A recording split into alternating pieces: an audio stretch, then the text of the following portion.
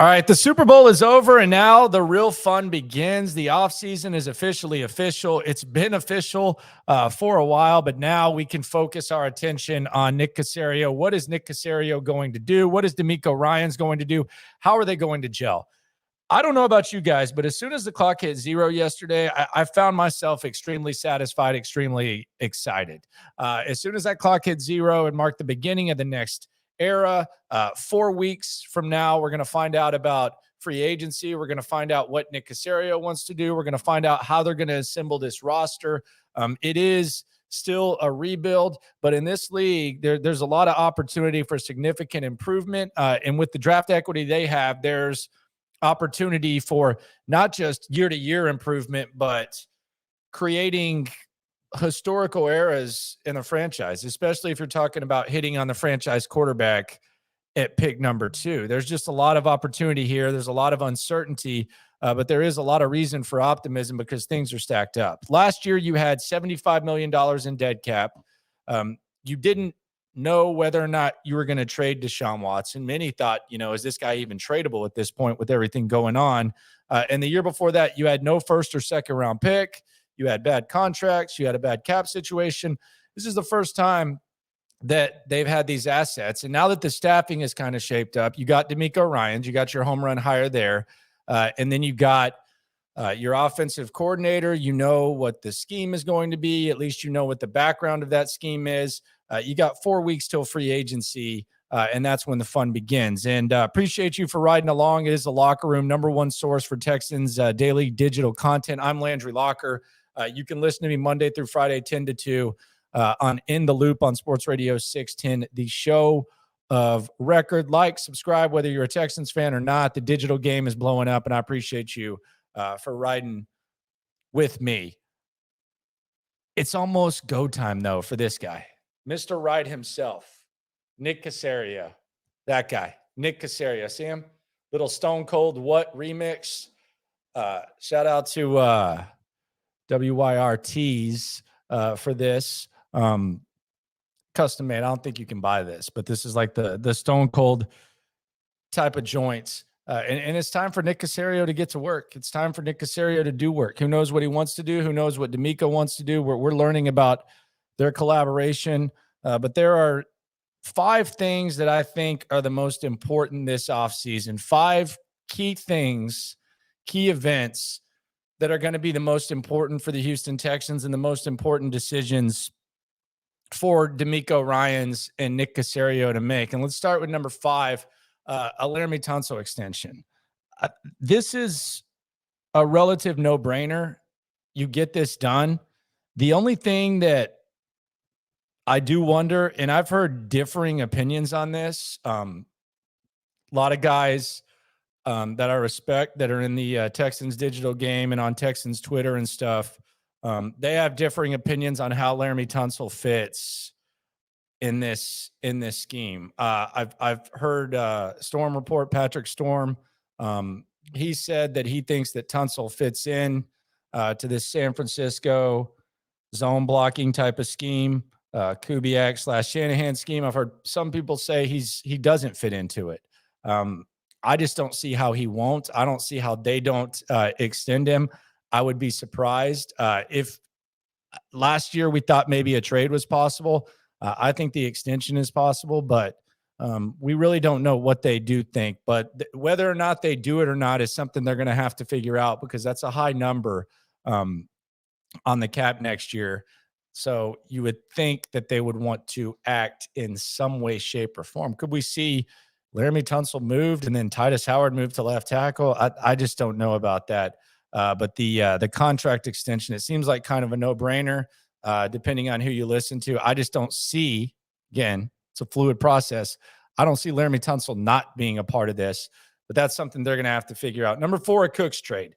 Get him out of here. I don't care if he wants to all of a sudden buy into DeMeco Ryans. It was one of the most unprofessional things that I saw last year with Brandin Cooks.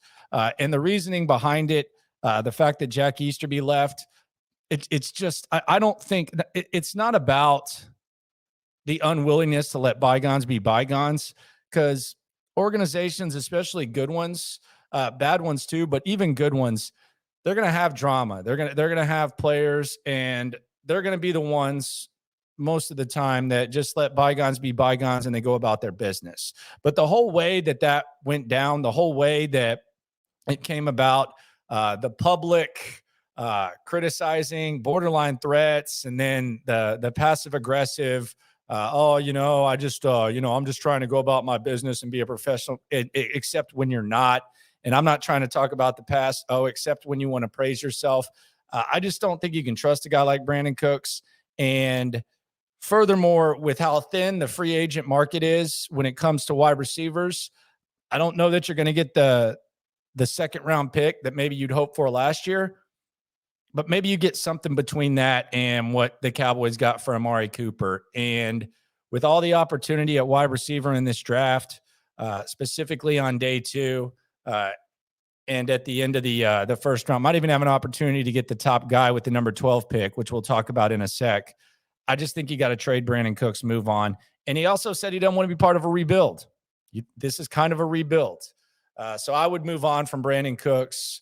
Bye-bye, sayonara, see you later. Tell Jack I said, hey, best of luck in your next endeavors. Number 3, free agency. This would be higher, but with where the Texans are right now, they can make some significant moves in free agency and some really impactful ones, and they can surprise you. But I don't know what their approach is going to be. Hopefully it's different than it's been the last 2 years. It almost has to be, because you have more money and you feel like probably that you can be a little bit more competitive this year.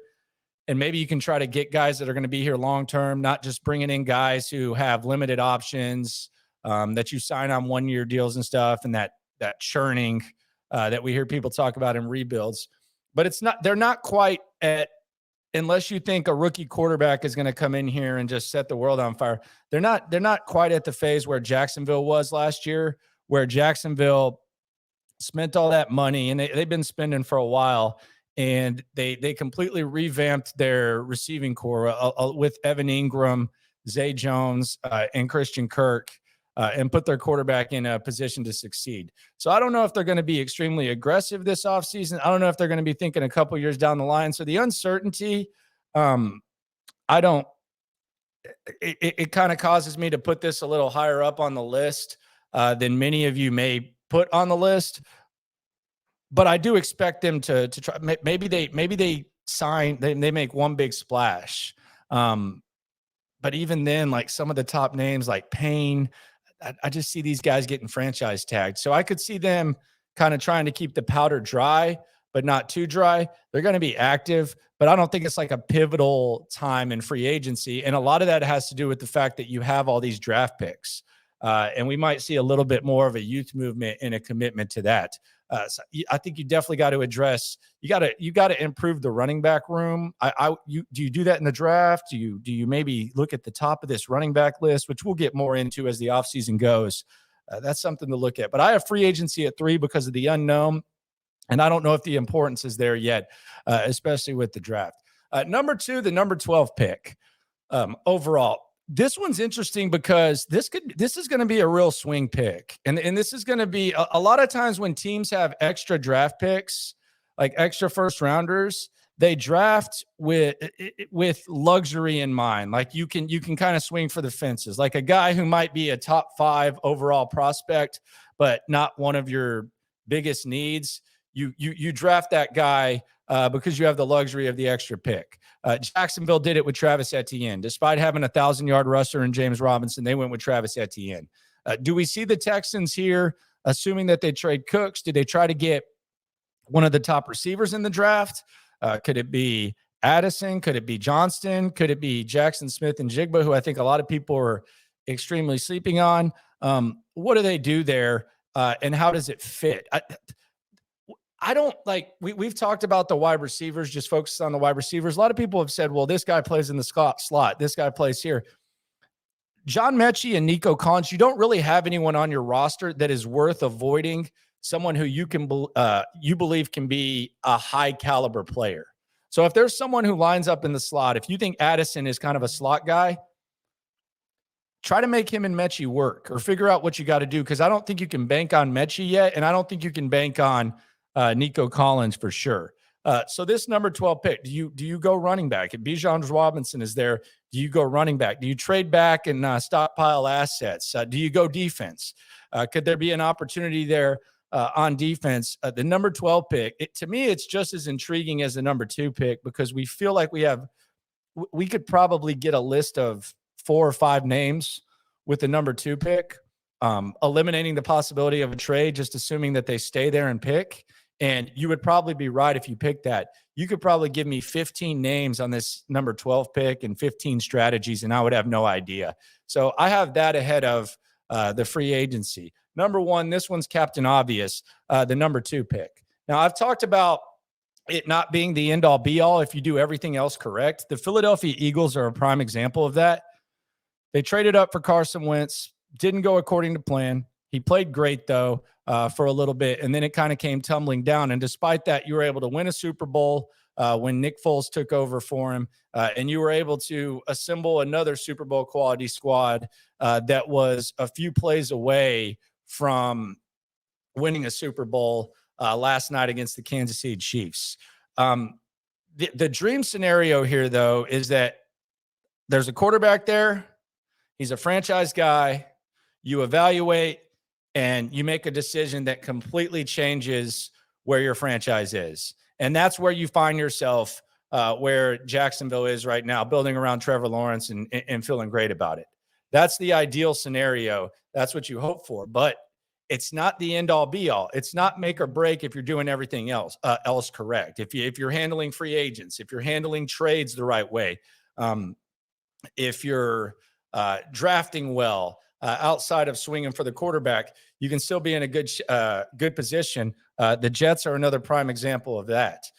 So the number 2 pick, it could be a franchise-altering pick, but if not, if they decide to go another direction, let's say they decide to build up the defense and then wait for the quarterback later, that could be impactful. Maybe you get your Nick Bosa, or a guy that's going to impact your defense, your Chris Jones in Kansas City.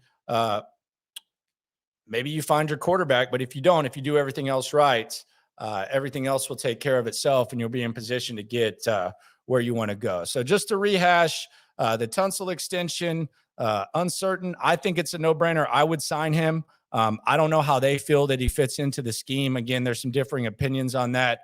Number 4, the Cooks trade. Peace out, please. Number 3, free agency. A lot of uncertainties there. Doesn't seem too pivotal. And we'll see what the approach is. And then number 2, the number 12 pick could be a swing. That could go a number of ways. And number 1, the number 2 pick, in a perfect world, you find your franchise quarterback and you got that position held down for a decade.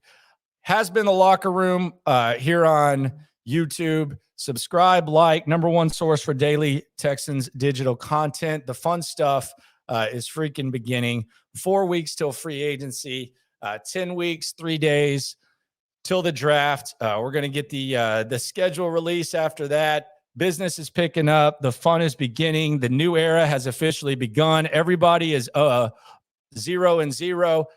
Could D'Amico Ryans put together a squad that makes a jump like the Giants did last year under Brian Dable, where they went from 4 to 10 wins? Is this process going to be long and drawn out? We're going to get a lot of answers, and these answers are going to come in different layers, and it's going to be a fun ride. No matter what happens, though, whether Tunsil gets extended, whether Cooks gets traded, whether the Texans go aggressive or try to keep the powder dry in free agency, no matter what they do at the 12th pick, no matter what they do with the 2 pick, when it comes to this Texans game here in the Locker Room on YouTube and on In the Loop on Sports Radio 610, when it comes to this, we are all in this together. Happy offseason. Happy